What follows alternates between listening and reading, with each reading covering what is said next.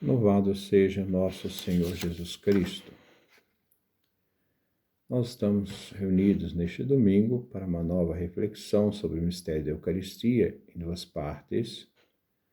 Corresponde ao nosso 22º encontro. E vamos trabalhar nos sermões da Semana Santa de Santo Efrém, que morre no ano 373. Ele nasceu na região da Mesopotâmia, no Império Persa, por volta do ano 306. Foi ordenado diácono e assim permaneceu até sua morte.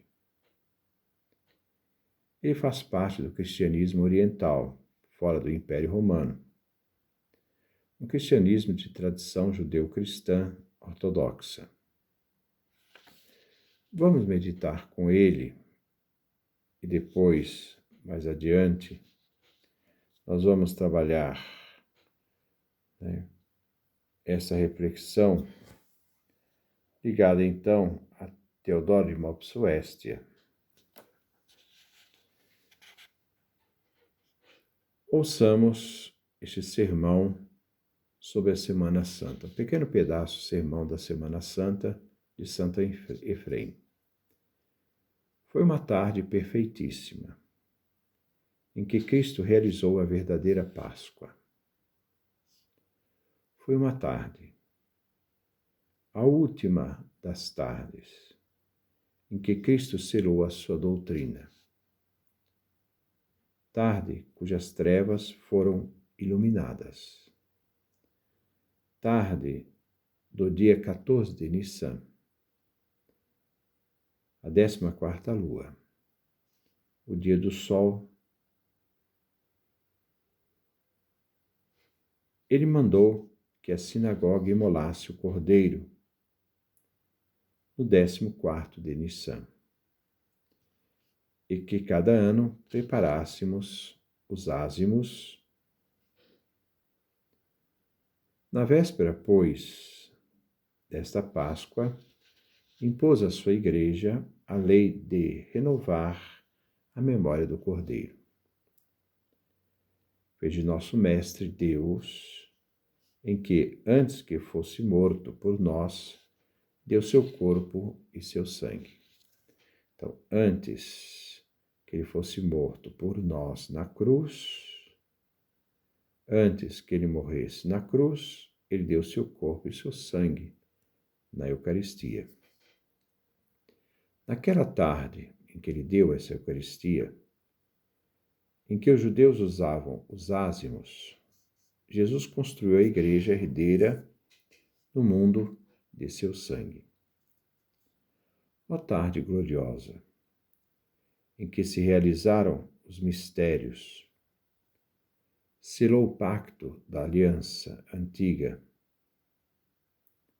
se enriqueceu a igreja dos gentios. Tarde bendita, tempo bendito, em que a ceia foi consagrada. Mesa bendita, que foi o altar para os apóstolos. Naquela ceia, levou a termo o Senhor o alimento espiritual e mesclou a bebida celestial. Então, essa é sermão, parte do sermão, claro, que nós encontramos de Santo Efrém, dizendo que aquilo que iria acontecer na cruz, Jesus antepassou aos discípulos naquela Páscoa bendita. E ali ele nos deu corpo e sangue. Antes que ele morresse, os discípulos participaram desta ceia, da Páscoa da redenção do Cristo. Diante disto, Teodoro de Mopsuestia, que dizia sobre esta ceia eucarística, ele é contemporâneo a Santo Efrém. Ele nasceu no ano 350 na cidade de Antioquia. Morreu em 428. Então afirma, não disse Jesus. Então Jesus não disse, né? Não disse Jesus. Isto é o símbolo do meu corpo. Isto é o símbolo do meu sangue. Jesus não disse isso. Jesus não falou de forma simbólica. Não. Jesus disse, isto é o meu corpo e meu sangue. Ensinando-nos a não olhar a natureza do que se apresenta, mas que por meio da ação de graças, isto é, Eucaristia, realizada, aquilo se transformou no sangue e corpo de Cristo. A Eucaristia é o centro da Igreja, que celebra. Nela se faz presente o próprio Cristo. Ela gera a unidade da Igreja e ela que gera a unidade do corpo místico de Cristo. Pela conversão do pão e do vinho, oferecidos no corpo e no sangue de Jesus, o alimento que nos é dado é o próprio Verbo de Deus. É o alimento celestial, o pão escatológico, daqueles a quem Deus une consigo numa comunhão divinizadora de vida. A Eucaristia é o sacramento da caridade pascal. É uma comunhão divinizadora. No primeiro momento, vem a tese dos padres da Igreja.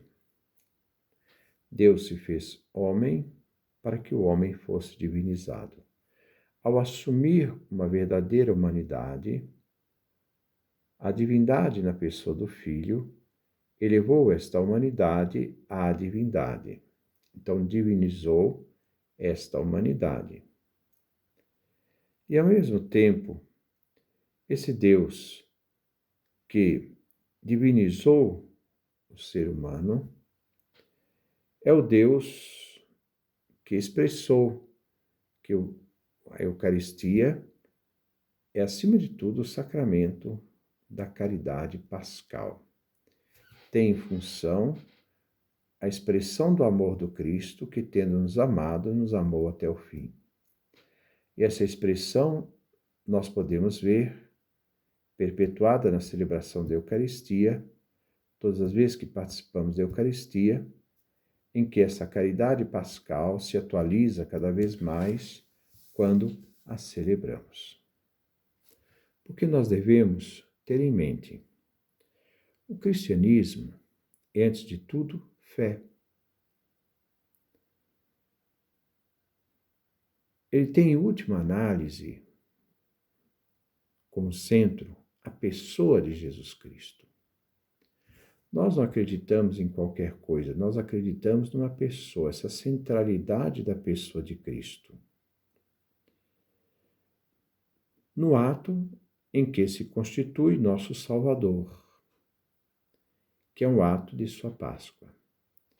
Então, a importância de que a Eucaristia é a participação do mistério da paixão, morte de Jesus, mas também é uma participação da sua Páscoa por nós, antecipada aos discípulos.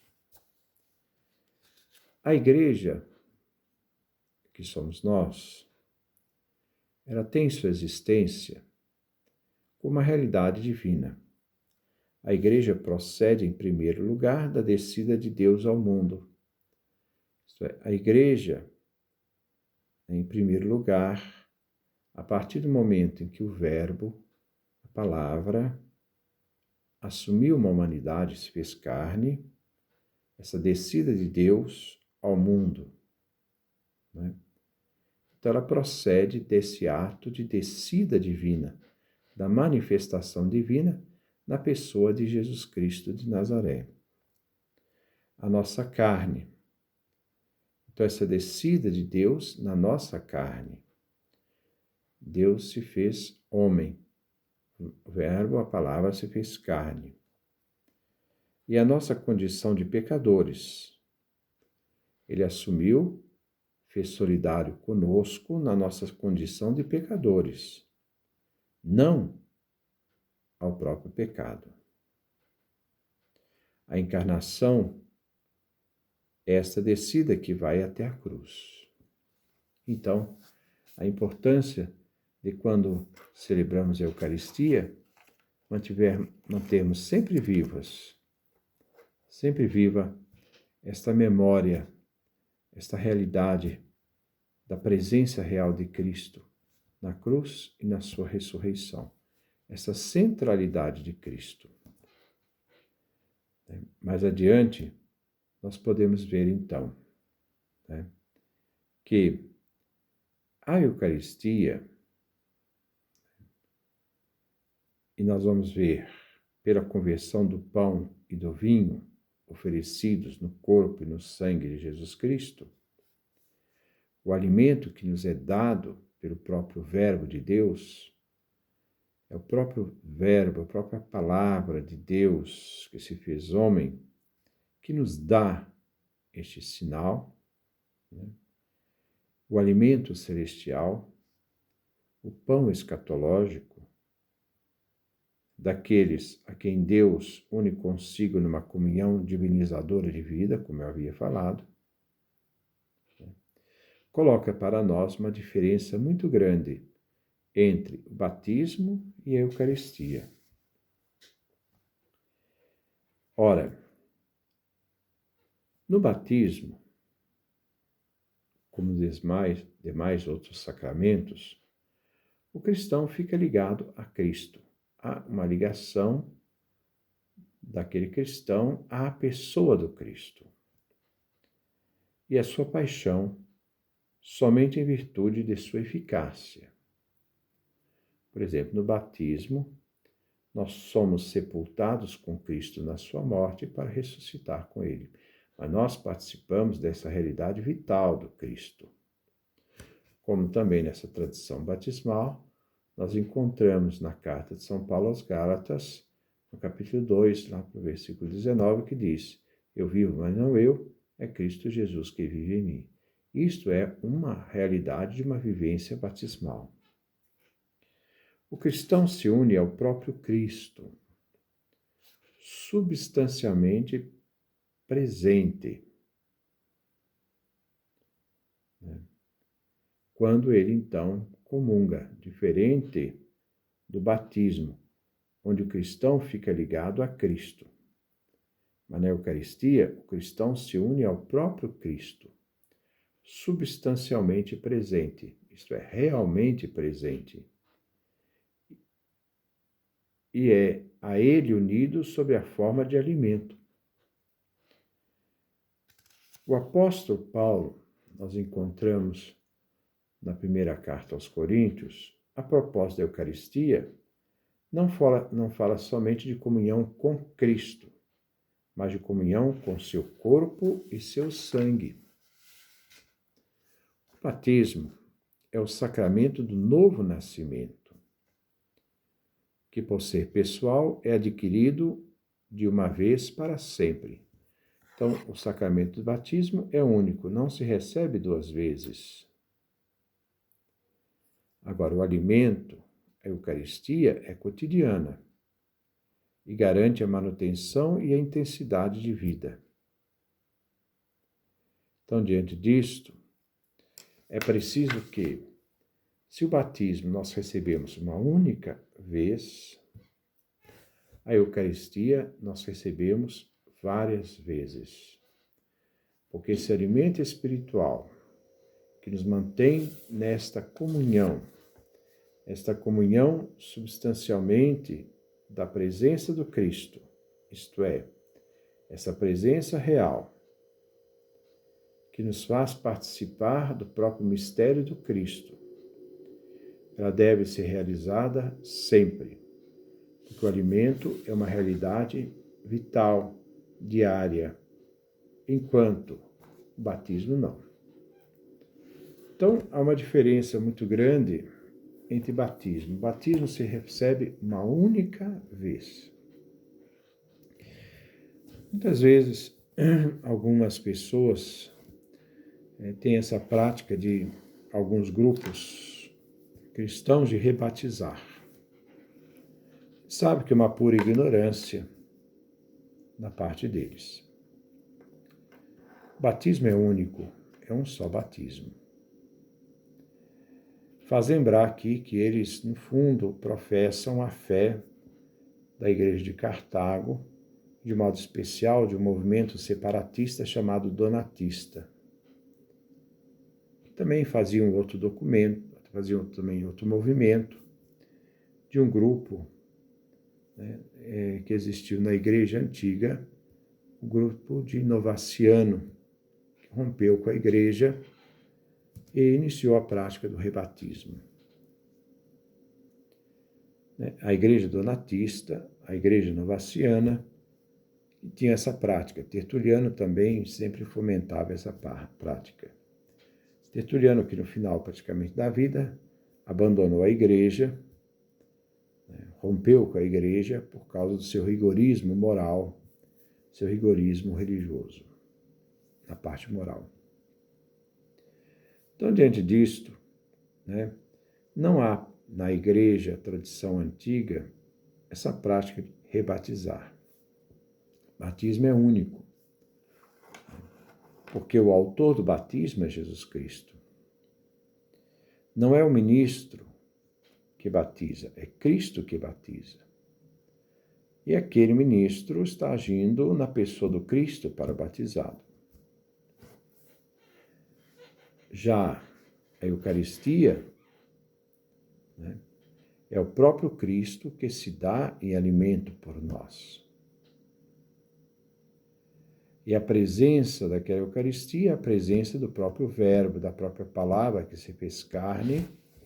E naquele momento, quando se age unido à pessoa de Jesus Cristo, então o padre, o sacerdote que age na pessoa de Cristo, ao pronunciar aquelas palavras que Jesus falou da ceia, porque ali quem age é Cristo, porque Ele que é o autor do sacramento, faz realizar naquela realidade da presença das ofertas do pão e do vinho, essa presença real do próprio Cristo, que já não é mais pão, não é mais vinho.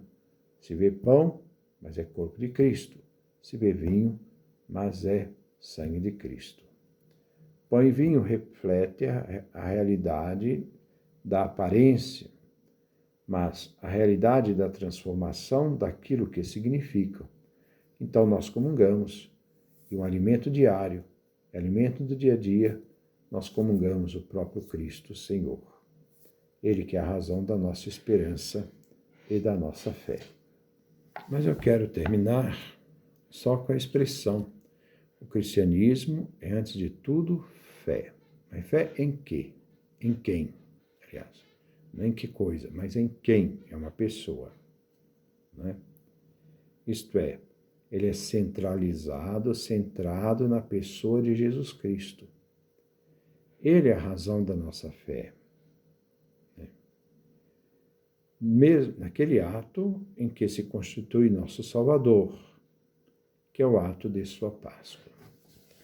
Então, nós que participamos do mistério do Cristo, nos unimos a Cristo, vivemos dele, fazemos dele essa participação unida, participamos dele no batismo uma única vez, o batismo é único, mas participamos também dele no pão cotidiano, porque o pão é um alimento cotidiano, e o pão que nós comemos, o pão que nós alimentamos, é o próprio Cristo, que assumiu naquela realidade, naquela ceia pascal, antes da sua paixão, antes que ele morresse na cruz, os discípulos participaram da cruz no mistério da Eucaristia.